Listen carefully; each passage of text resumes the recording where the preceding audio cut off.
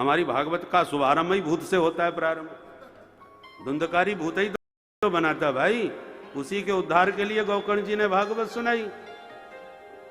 तो हम तो कथा कहते हैं और कथा का शुभारंभ भूत की कथा से करते हैं, उसके उद्धार से करते हैं, इसलिए हमें अविश्वास नहीं है। परंतु जो प्रायः आज का विज्ञान नकार देता है, ये सब फालतू की बातें हैं, उनको भाई देश विदेशों में भी विदेशी भूतों के भी बहुत किस्से देखने सुनने में आते हैं।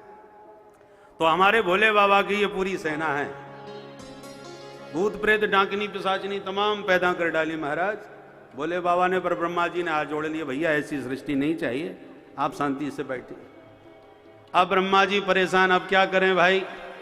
तो ब्रह्मा जी ने अब की बार पुनः संकल्प करके 10 ऋषियों को प्रकट किया।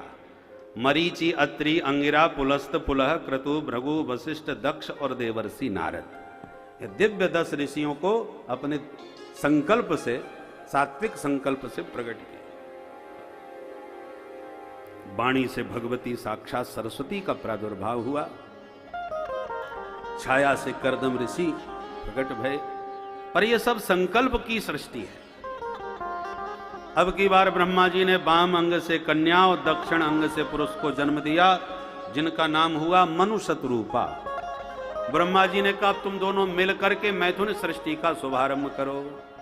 तो स्त्री पुरुष के संयोग से जो मानव सृष्टि का शुभारंभ हुआ है वो मनु शतरूपा से हुआ है।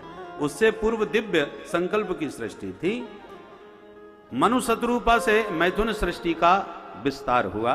उसमें सबसे पहले 5 संतानें हुई मनु शतरूपा से, 3 बेटी और 2 बेटा। बेटा हैं प्रियव्रत और उत्तानपाद, बेटियां हैं आकुति, देवहूति और प्रसूति। ऐसे 5 संतान।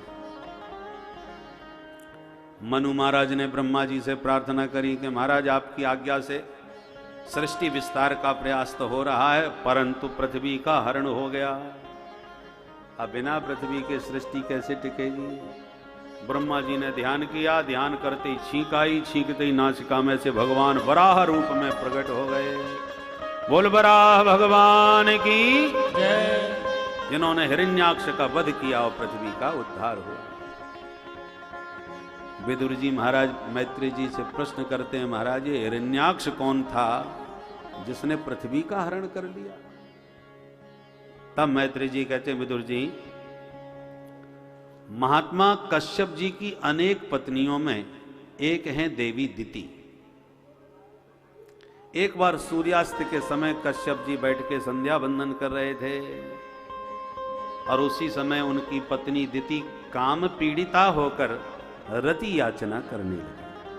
कश्यप जी ने अपनी पत्नी को विविध भांति समझाया, ऐसा घोर तमा बेला घोराणाम घोर दर्शना।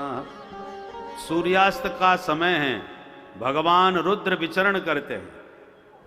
भोले बाबा का समय है सायंकाल, और देवताओं की पूजा प्रातःकाल होती है, भोले बाबा की पूजा सायंकाल विशेष कल्याणप्रद होती है, क्योंकि ये भोले बाबा का काल है।